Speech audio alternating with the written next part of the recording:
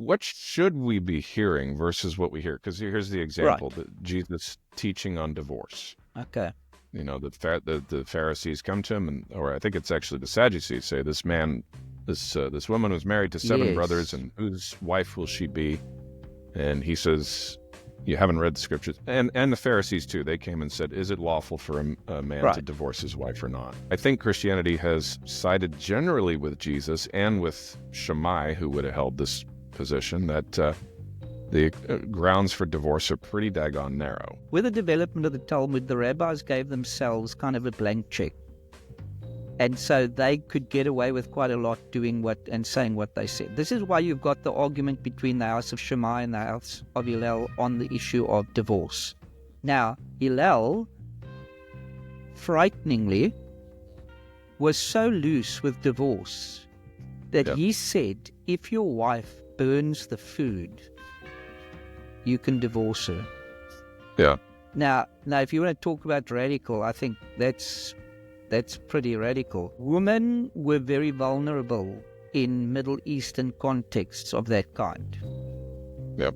And rabbis had a lot of authority, obviously. So Jesus states the most smart basis first. Let's avoid this if we can. Divorce is not good. So already that sets up a boundary, right? It sets up, well, this isn't a willy-nilly come and go, do whatever you want whenever you feel like it situation. You've got to know the context. But if we pull out what's Jesus' basic theme, he's for marriage. And he's going to promote that marriage is state.